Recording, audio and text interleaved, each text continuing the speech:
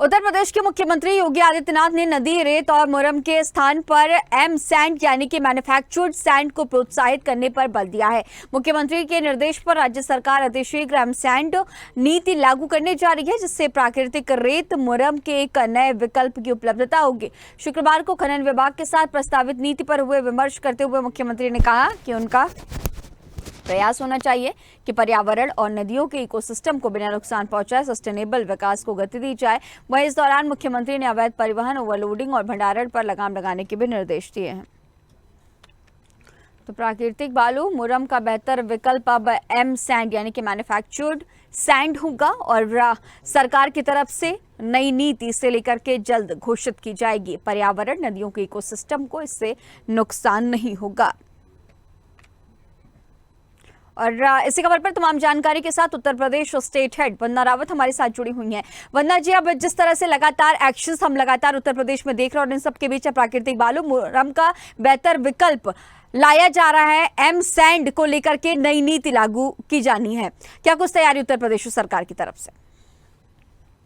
देखिए गरिमा, लगातार जो तेजी से शहरीकरण हो रहा है और लगातार जो निर्माण भवन हो रहे हैं, लगातार बड़े बड़े भवन बनाए जा रहे हैं, तो खनन जो है वो बहुत ज्यादा हो गया है। जो नदियां हैं वो एकदम नीचे से इतना खनन ज्यादा होने के कारण नदियां प्रभावित हो रही है, प्राकृतिक प्रभावित हो रही है। तो इसको देखते हुए मुख्यमंत्री योगी आदित्यनाथ ने आज बैठक की है अपने आवास पर और खनन विभाग के साथ उन्होंने इस नीति पर बातचीत की है। अब नदी रेत और मोरम के स्थान पर एम सैंड मैन्युफैक्चर्ड सैंड को प्रोत्साहित करने पर बल दे रहे हैं। उन्होंने निर्देश दिया है कि राज्य सरकार अति शीघ्र एम सैंड नीति लागू करेगी और इससे प्राकृतिक रेत और मोरम के नए नए विकल्प की उपलब्धता होगी। और उन्होंने ये भी कहा कि हमारा प्रयास होना चाहिए कि पर्यावरण एवं नदियों के जो इकोसिस्टम है उसको बिना नुकसान पहुंचाए सस्टेनेबल विकास को गति दिया जाए, और जिससे एम सैंड एक बेहतर माध्यम है। उन्होंने ये भी कि नदी तल से प्राप्त होने वाली बालू की सीमित मात्रा और उसकी बढ़ती मांग को देखते हुए एम सैंड को नदी तल से प्राप्त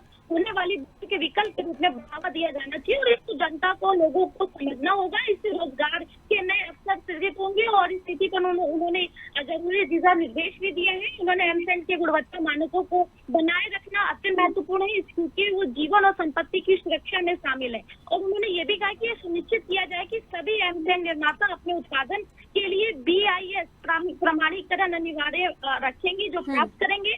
और नोडल विभाग के रूप से इन खनन विभाग और एम सैंड के शीघ्र उत्पादन हेतु राज्य जिला स्तर पर जो भी हितधारक होंगे वो समन्वय स्थापित करेंगे। तो आम जनता को इसकी सुविधा मिलेगी, सुविधाजनक होगा, उनको एम सैंड उपलब्ध कराया जाएगा और उनकी कीमत जो होगी प्राकृतिक मोरम बालू के अपेक्षा कम होगी। इसके लिए प्रयास किया जाना चाहिए, ऐसे मुख्यमंत्री ने निर्देश दिए हैं। जी ठीक है वंदना जी, तमाम जानकारियों के साथ बने रहने के लिए आपका बहुत शुक्रिया।